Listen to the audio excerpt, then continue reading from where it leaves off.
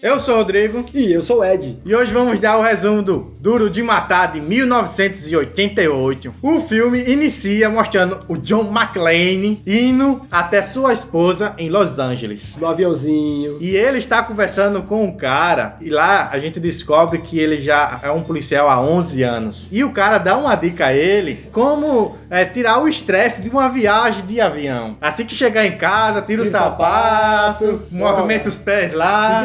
Ali, você vai sentir relaxado outra pessoa. Isso é muito importante para o filme, porque com isso ele teve dificuldade de derrotar os inimigos, porque tem um momento ali que os inimigos usam isso à vantagem deles. E depois vimos uma festa numa empresa chamada Nakatomi. Ó, já sabe, né? Nakatomi é empresa japonesa, com certeza. Que eles estão lá celebrando bons resultados, porque eles ganharam muito nessa época.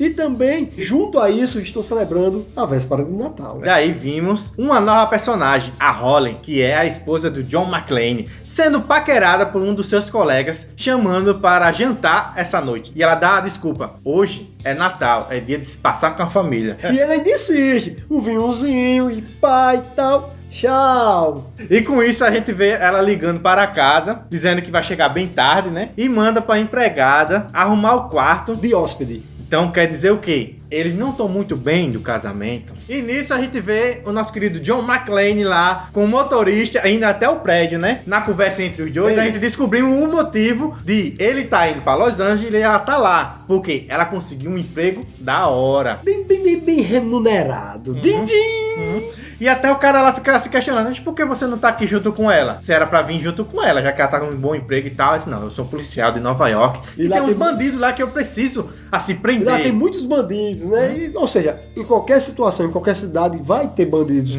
Então ele não queria realmente largar o emprego dele também ali pra vir. Tá aí a questão que os dois sempre bateu na tecla aí. Ela com um emprego bom aqui e ele com um emprego policial lá. Ele não queria sair do comodismo dele de lá, porque lá ele já tem aquela raiz fixa, raiz firme, para criar raiz em outro lugar, começar do zero. É, porque pra ele tava bom do jeito que tava, né? Mas ela queria mais, ela queria o futuro, e ele não queria esse futuro. Daí vimos ele chegando lá na recepção do prédio. Na hora de achar ela, ele percebe que lá ela já tá usando um nome de solteira. E ele já começa a ficar indignado. Olha, foi uma pancada, foi um murro na cara dele. Ele, como assim? Sei que a gente tá em conflito, mas ainda ela é casada. Nos separamos ainda, né? E nisso ele sobe lá pra cima, ele vê a festa, ele vê um monte de gente chique, e nisso ele acaba encontrando o chefe dela, o Takagi, e leva ele até o escritório. E lá dentro do escritório tá o Ellis. O drogado.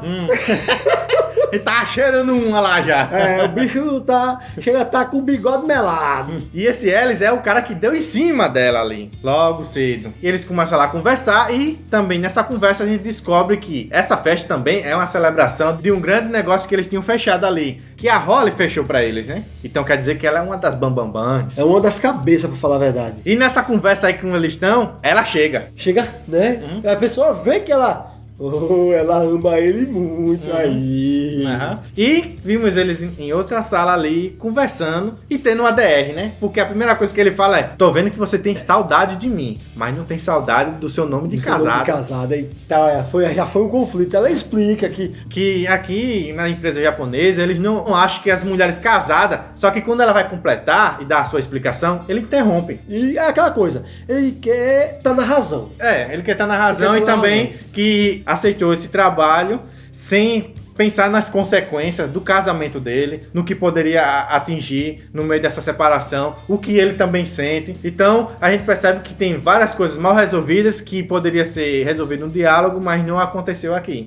Porque nenhum dá o braço a torcer sobre as ideias de cada um ali. Conflitos de ideias, conflitos de interesses. A única coisa que não é conflitante é o amor que eles sentem um pelo outro. E no meio dessa DR aí, uma das secretárias lá chama ela dizendo que o Takagi está chamando para fazer um discurso para os colaboradores. E corta uma cena, a gente vendo um caminhão misterioso entrando no prédio e também dois caras entrando na recepção, conversando sobre esportes ali. Não sei o que, papapá. Aí naquela conversa de esporte, tome um tiro da porra bem na cabeça do cara. Precisava matar o cara. Mas pra mostrar que esses caras realmente são maus e tá nem aí. E mata mesmo. E eles começam a ter o controle do prédio. Aí começa lá a deixar o caminhão entrar. E quando o caminhão entra, a gente vê um grupo de bandidos E lá já dá pra perceber quem é o líder e o vilão desse filme, né? E eu posso dizer a você que, se você não prestou atenção, mas esse ator, ele é o mesmo cara que faz o Severus Snape de Harry Potter. Não sabia não mesmo. Uma curiosidade, né? É. E um dos caras entra lá na sala de comunicação, começa lá a desligar os elevadores, fechar algumas entradas, desligar a comunicação de telefone. E daí vimos nosso querido John McClane lá dentro do quarto escutando uma gritaria. Então quer dizer o quê? Que os bandidos lá já colocaram todo mundo em reféns. Já começa a sair dali, começa a ir para outro lugar onde está em construção. Que aí vai ser a maior parte do tempo que ele vai ficar. E com isso vimos lá o líder falando para os reféns onde está Tagashi, que ele quer saber onde está. E já começa a falar várias informações sobre ele. Então ele já tem várias informações. E começa a andar entre os reféns, fazendo medo aos caras. Aí o Tagashi, que é uma boa pessoa, disse, não, sou eu. E quando ele está levando o Tagashi para uma sala, vimos também o John McClane ali andando pelos lugares e tentando memorizar. Porque se ele precisar, ele já sabe para onde ir. E nesse meio tempo, ele também vê um grupo de bandidos lá levando um míssil para dentro do prédio. Os caras não são pouca merda não, os caras são pinico cheio. E nisso já vimos lá o nosso querido vilão falando com o Tagashi e falando por que ele está ali. Ele está ali de dinheiro, de money. Porque nessa empresa existe 640 milhões de dólares em títulos de ações dentro de um cofre e precisa de uma senha. E que pode ter essa senha é o Tagashi. Mas só que o Tagashi fala assim, rapaz, existe 7 barreiras e uma delas é a senha. Mas não vai adiantar de nada porque eu não sei qual é a senha. Quem só sabe são o superior do Tagashi ali. É. Lá no Japão. Então você vai lá no Japão. Agora o bicho é infalível. O bicho olha assim, então você vai lá no Japão e pegue com eles. Pergunta a eles. E se você me matar, não vai adiantar de nada ali. Tá bom então. Tá bom então. Pá! Mata ele. Cara, tá entendendo o nível de ameaça? Você não pode tirar uma onda dessa e sair ileso. E nesse meio tempo também, tá o John McClane entrando dentro da sala e ouvindo tudo essa situação. Só que ele faz um som. E os caras, oxe, que é isso? Nisso, os caras vão atrás, não encontram nada, não encontram ele. E o nosso querido vilão lá fala, Theo, que é um dos bandidos lá, especialista em computação ali, em coisas assim. E arrombamento, aquele miserável.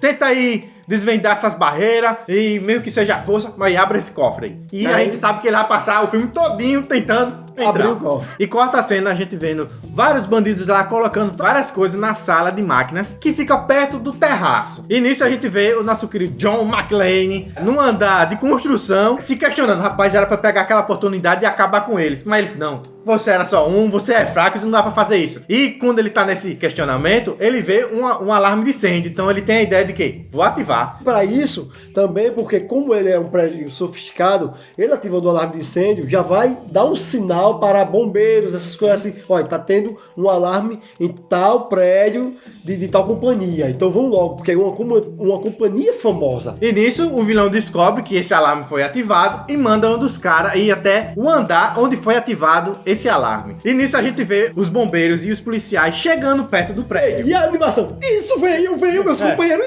isso, tá dando animado lá. Aí depois, estão voltando. O que eles estão fazendo? Então dá a entender que eles ligaram pra lá e disse que era alarme falso. E aí a gente já vê o bandido chegando até esse andar. E o John se escondendo. Mas no final de tudo, ele consegue encontrar lá, os dois começam a brigar. Por sorte, eles caem da escada e, por sorte de novo, o cara morre caindo da escada e ele não. Ele se machuca, claro que ele se machuca. A gente vê que ó, o interessante desse filme é que a gente não vê um herói como a gente vê hoje em dia. Aquele herói que é o bam.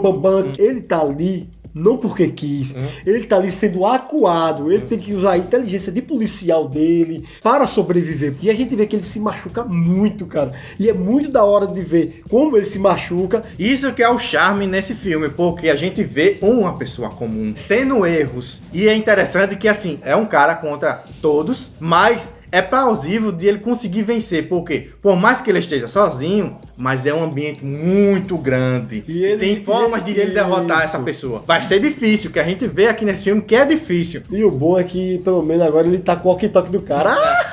Que ele pegou com esse cara aí, que por sorte morreu na escada. E ele sobreviveu. E lembrando que isso tudo que ele está fazendo é descalço. Que ele até tenta pegar o tênis do cara, mas o cara calça pequeno demais. E corta a gente vendo lá o vilão fazendo seu discurso para os reféns, dizendo: eu que mando aqui, vocês têm que cooperar. E nisso a gente vê o elevador chegando lá com um cara morto. Com uma mensagem dizendo assim: agora tem uma metralhadora. É. O Papai Noel deu um presentaço pra ele, viu?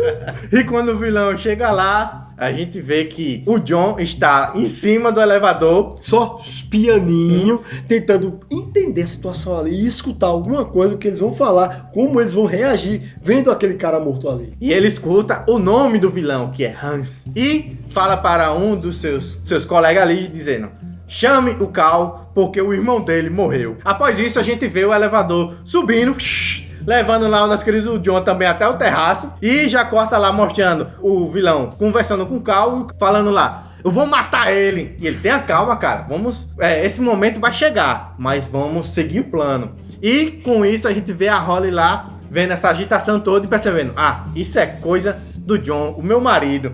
E o Ellis lá disse: seu marido. E quando o John chega lá no terraço, ele pega o rádiozinho lá e já começa a falar: olha, o prédio Nakatomi foi invadido por terroristas, então venham logo pra cá. Mas ao mesmo tempo, quem tá escutando É o Hans. e disse: onde é que tem o melhor sinal? O terraço. Manda os cabos pro terraço. E é aquela coisa, quando ele tá falando lá, a mulher chega assim e diz: olha, se você não parar com isso, nós vamos mandar. Pode mandar, mande me prender. Pode mandar vir me prender, tal, não sei o quê. Filho da mãe. Pode vir, porque elas estão pensando ali Até é um xinga, trote. e até xinga a moça lá. E nessa discussão que ele tá tendo lá com o atendente, ele é interrompido pelos bandidos, porque os caras começam a atirar nele. E nisso eles escutam lá como fosse um tiroteio, então, vão mandar um policial pra lá. E mandam sim um policial pra lá. Nesse tiroteio aí, o nosso querido John consegue fugir, consegue entrar dentro do prédio novamente, mas ele acaba sendo perdido ali no momento, e ele olha assim, e agora, pra onde eu vou? Aí ele acha lá um buraco que parece ser um local onde vai passar a ventilação. Aí ele tem a brilhante ideia de pegar uma das armas que ele pegou com os bandidos lá, botar lá como fosse uma alavanca assim pra segurar. Aí aquele negócio que segura a arma. A correia. A correia. Ele usa como fosse uma corda pra chegar até o outro buraco lá da ventilação. Só que nesse suspense de que vai ou não vai, vai ou não dá certo, vai ou não dá certo, no final o negócio se espanta, se arrebenta. E ele cai, mas ele ainda consegue pegar um dos buracos lá. E nisso, um dos bandidos, o Cal lá, escuta a zoada, diz: já sei pra onde ele foi. Aí vai até lá. Mas ele já entrou dentro do duto de ventilação. E o Cal percebe, então ele entrou no duto de ventilação. E vão até uma área onde tem vários dutos de ventilação. Aí ele ficou olhando e disse: peraí, onde ele foi? Peraí, vou testar a sorte. Aí atirou, mas só que pegou não na área que ele tava ali. E quando ele vai chegando mais perto na parte que onde ele não atirou pra ver se ele tá lá ou ele atingiu que tá morto, um dos parceiros chama dizendo: olha, chegou a polícia aqui no prédio, vamos! Salvo pela sorte novamente. Salvo pelo gol. E corta a cena lá, a gente vendo o policial chegando no prédio e falando com o cara na recepção. Só que o cara lá na recepção, que é um dos bandidos já lá, metendo uma desculpa, que o alarme é o que tá dando problema, eles consertaram, mas tá dando esse problema novamente. Aí ele disse: não, mas posso dar uma olhada? Disse: fica à vontade, fica aí olhando. E nisso, a gente vê lá o John tentando chamar a atenção do policial, jogando uma cadeira no vidro lá, só que isso não chama a atenção do policial, mas chama a atenção dos bandidos que vê onde é a localização dele, e vão até lá. E quando chega lá, ele vai ter uma troca de tiros com o cara, que ele começa a se esconder embaixo da mesa, e o cara só: cadê você, e começa a atirar pra todo lado lá. E nisso aí ele: eu tô aqui, meu irmão. Aí, começa a atirar no cara. Ele atira nas pernas do cara lá, o cara... E quando o policial está lá saindo do prédio como se nada tivesse acontecendo ali, aí ele vê assim: pera aí, vou chamar a atenção dele agora. Aí pega um dos corpos dos caras e joga. Caiu bem em cima do carro. O policial: que droga é essa? Não sei o quê. Aí o John começa a atirar nele. Pede reforço e diz: tô fazendo meu carro de peneira. Que isso? Aí vai dando ré, cai. Mas pelo menos agora eles sabem que realmente tá acontecendo algo ali naquele prédio. E nisso a gente vê lá o reforço chegando perto do prédio, né? E, ao mesmo tempo, o nosso querido John McClane, que tem que tirar uma onda, falando lá com o vilão Hans. No início do filme, ele estava com medo, no meio daquela situação, e ele só estava reagindo. E a partir do momento que ele começou a agir e viu que tinha chance dele conseguir algo a mais ali, então ele se sentiu confiante. Então começou a tirar onda com o vilão. E nesse meio termo ele também estava lá olhando um dos corpos lá dos bandidos e ele vê uma bolsa cheia de explosivo e detonadores. E nisso aí a gente vê o Hans lá descobrindo que perdeu os detonadores e também o nosso querido John McClane conversando com o policial, que é o Powell. E ele começa a dizer toda a situação que está acontecendo, quantos caras tem, quanto ele já matou. Isso. E esse rádio tem via dupla. Então tudo que ele falar aqui, os caras também estão escutando. Então, por isso, pode me chamar agora de Roy. A interação entre o John McClane e o policial no decorrer do filme é muito interessante, porque eles começam a ter uma grande amizade, mesmo não se conhecendo. E corta a cena, a Holly ali pedindo ajuda para a refém que está grávida. Aí o cara já começa, eita, já tá grávida, então vai parir já. Ele diz, não, tenha calma, porque ela ainda falta 2 semanas para parir, mas por causa desse estresse todo, pode acontecer. Então eu preciso que ela vá para uma sala onde tem um sofá e tal. Ele diz, não, eu trago o sofá para ela e tá tudo certo. E essa cena só serve para ele conhecer ela, para depois usar ela no futuro do filme. Depois que o Takagi morreu, ela que estaria no comando, ela era a segunda no comando ali, então ela assumiu o papel de liderança. E quando um subdelegado chega lá para tomar conta dessa ocasião, eles mandam uma força-tarefa de policiais invadir o prédio. Primeiramente, os camaradas morrem ali na frente. Aí começa a mandar um carro blindado até lá. Os bandidos que não é besta já tinham levado o míssil, lembra do míssil? E começa o quê? Atirar no carro blindado. E nisso aí, quando o John tá vendo lá de cima essa confusão toda, isso aí não vai resolver nada, só vai dar problema pra gente. Ele pega os explosivos que ele pegou do bandido, joga dentro no elevador e explode a galera todinha lá embaixo. Mataram todo mundo, porque ele já sabe também que ele já tinha matado os policiais lá. E como tava todo mundo embaixo, a maior parte deles estavam embaixo ali, ele disse, não, vai ser uma tacada de mestre, matar 2 coelhos com uma cajadada só. Depois dessa confusão, vimos lá o Ellis querendo tentar negociar com os terroristas, os bandidão, dizendo que conhece quem é que está dando fazendo trabalho isso a eles. Aí a gente vê novamente o nosso querido John McClane conversando com um policial, mas no meio dessa conversa, o nosso querido Hans começa a falar o nome do John McClane. Oxi, peraí, já pensa o quê? Pegaram a minha mulher. Mas a gente descobre que é o Ellis que entregou ele, fingindo que é amigo há anos e que chamou ele para essa festa. E por isso que ele está ali. E o Ellis começa a negociar dizendo, olha, pega os detonadores, eles só querem isso. Vamos resolver esse problema logo agora aqui. Só que o John McClane diz assim, cara, você está na sinuca muito errada, saia daí. Você é louco, cara. Diga que não me conhece. Diga que não me conhece, eu não conheço ele. Hans, eu não conheço esse cara a gente se encontrou agora na festa e não sei o que. Olha, eita, que resenha da pega nessa hora. Aí no meio dessa confusão aí, que ele já viu que ele tava mentindo lá e que não ia dar em nada, o nosso querido Hans mata o Ellis. E o John escuta aquilo dizendo, tá vendo? Se você não se entregar e não dar os detonadores, esse vai ser um de muitos que vão morrer aqui. E daí vimos lá o vilão Hans ligando pros policiais dizendo, olha, eu quero que vocês tirem das prisões os meus amigos. Aí começa a falar várias facções ali, que eu tenho certeza que uma delas é amigo sim, mas outra nem tanto, é só para despistar. Só para despistar mesmo. E ganhar tempo ali para ele conseguir abrir o cofre, porque já tá quase chegando, porque eles já derrubaram algumas barreiras ali. E começa a dizer, ó, daqui a 2 horas eu quero que todas essas exigências sejam atendidas e eu quero helicópteros para conseguir vocês pegar os reféns lá no terraço. Aí ele tá certo. E vai, assim, ir atrás dessas exigências. Só que o nosso querido John McClane também estava escutando isso e começa a conversar com o policial Powell lá e diz assim, você ouviu isso aí? Isso aí tá meio errado. Eu acho que isso aí é só uma desculpa, porque eles querem algo diferente, eles não querem isso daqui. Isso só é feito para ganhar tempo. Mas os bocós lá, tá muito aperreado. Caíram que nem patinhos. E nisso chega lá os federais dizendo que vai tomar conta desse caso e que eles estão perdendo muito tempo aqui. E é aquela coisa, né? Quando chegam os federais, eles querem ser o bonzão de tudo. Mas a gente descobre lá no final do filme que eles são completos idiotas, que eles só conseguem fazer uns protocolos lá que não tem nada a ver com essa situação aqui. E nisso, já que o nosso querido vilão lá está com pouco pessoal, ele vai até o terraço para ver se já tá quase finalizado os planos deles, com aquelas coisas que um dos bandidos começaram a plantar logo no início do filme. E lá, quando ele está observando, ele se encontra com o John McClane e já começa a fingir que é um dos reféns. Não, você é um dos terroristas, não sei o quê. Por favor, não me mate, não me mate. Ah, minha atuação é perfeita.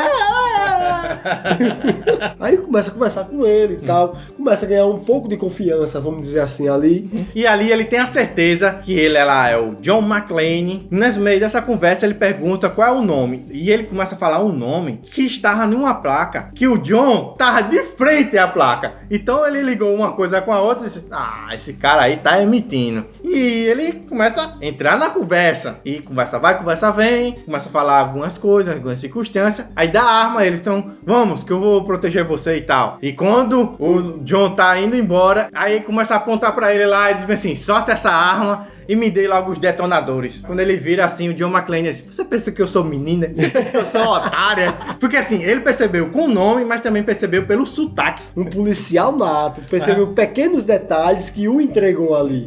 No meio dessa conversa aí, o Hans tenta atirar sem munição. E aí chega o Cal lá para salvar o Hans nessa situação. Aí começa lá a atirar e o nosso querido John McClane começa a fugir e eles vão para uma sala de computadores, onde tem poucos vidros. Bem pouquinho, por sinal. Bem, no mínimo detalhes, eu acho que só um vidro tinha ali. O Hans já tinha percebido que ele estava descalço, então é a oportunidade dele atirar em todos os vidros ali para acabar com o John McClane, né? Atrasar, na verdade, né? Ou seja, o plano realmente dá certo. É na hora que o carinha lá solta uma granada que explode. Mas, felizmente, o John já tinha picotado dali.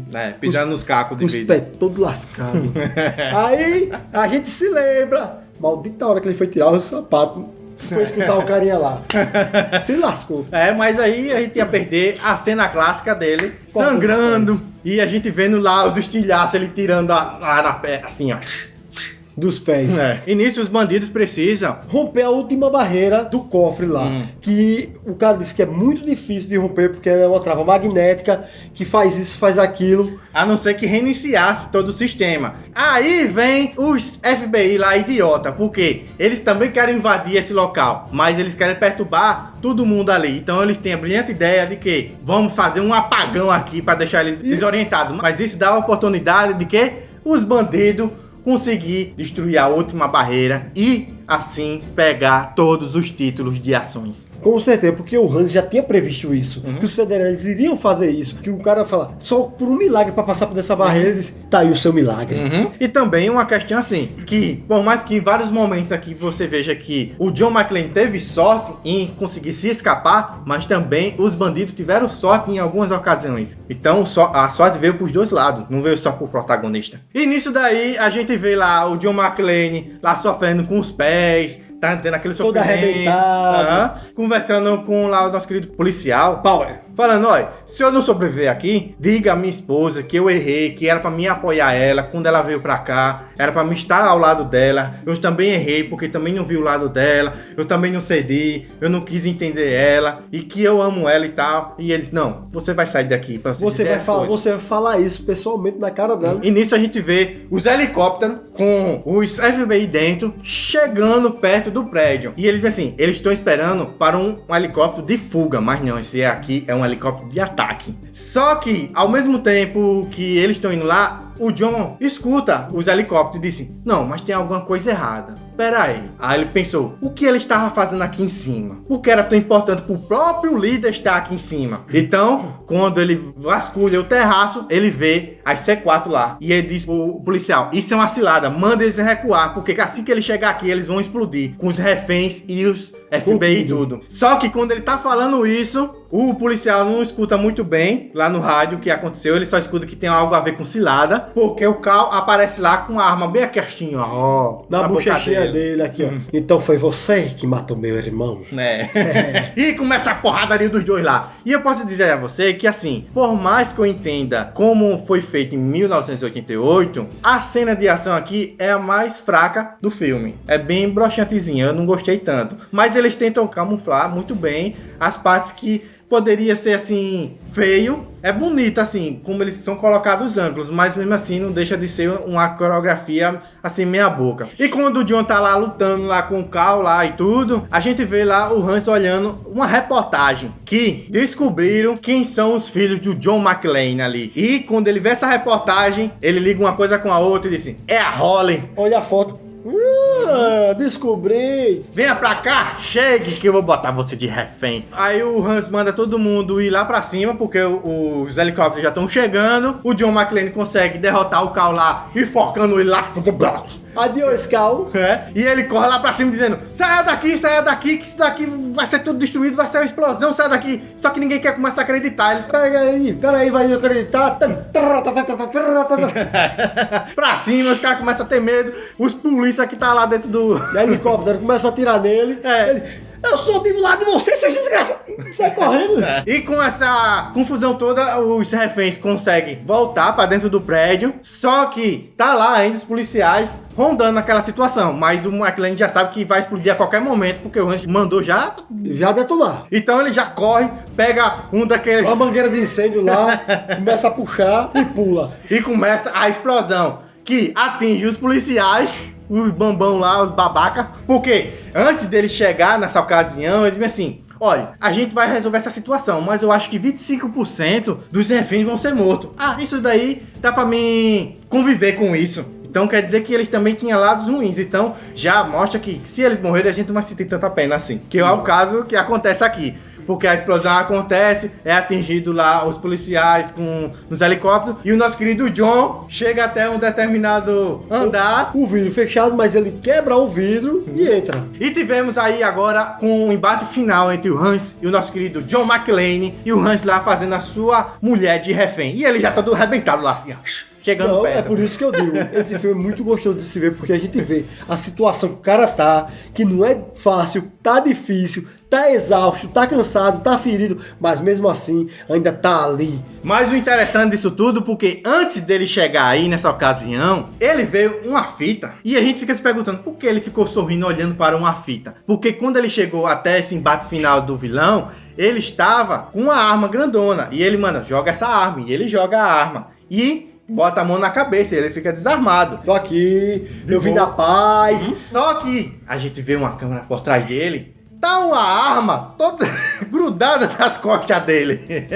Aí o outro começa lá tirando. Como é mesmo que você fala aqui, que você falou várias vezes comigo? É o quê? Motherfucker?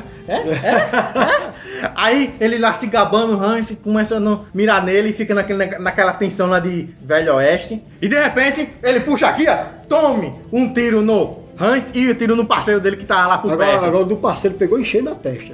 E nesse momento do tiro, o Hans lá cabaleando, começa a puxar a mulher dele também. Ele bate no vidro e ele começa a cair. Só que ele se segura no braço da mulher dele. Ele vai pra ajudar a mulher dele, claro, né? E quando chega lá, o Hans já tá pegando a arma pra tirar nele. John McClane é rápido o suficiente para tirar o pulseira aqui do relógio. E ele, meu Deus, tô caindo. Esborracha no chão. Era uma vez Hans, o terrorista. E ele já não perde tempo, já logo dá um beijo na mulher, dizendo: é agora que a gente reconciliou nosso casamento. Aí com isso, né, acaba tudo bem, ele vai ser medicado, pega tudo, ele conhece quem era o sargento Power. E os dois dão um abraço e tudo. E o personagem que a gente pensou que tinha morrido, o Cal, o miserável tem pescoço duro, estava vivo. E preste a atirar neles. E o nosso querido Salvador Powell pegou e atirou nele. Foi a primeira vez que ele puxou realmente a arma depois do acidente que ele conta aí no filme, que a gente não contou, né? Mas ele conta aí no filme que teve um acidente aí, por isso que ele teve trauma de pegar essas coisas assim. E um erro eles levam para a vida inteira e fica pesando nele. Então ele realmente puxou a arma e atirou. Ou seja, aquele gatilho que ele tinha nele de puxar a arma se rendeu ali e ele ficou: tem que ser herói. É isso que eu ia falar também, que ao mesmo tempo que o John McClane virou herói, ele também virou o herói, salvando o John McClane. E assim, eles entram dentro lá da limousine e acabando o filme feliz, né? É um filme muito bom para a sua época, que trouxe uma revolução para os cinemas de ação, fazendo com que vários outros filmes copiassem ele. Certo que já teve algumas coisas aqui no roteiro que já foram usadas em outros filmes no passado, só que aqui eles trouxeram de uma forma diferente. E por isso que foi uma revolução, porque eles trouxeram um personagem comum que a gente se identificasse com ele. Se inscreva no canal para não perder os próximos resumos dessa saga Duro de Matar. Ative o sininho, compartilha e deixa seu like.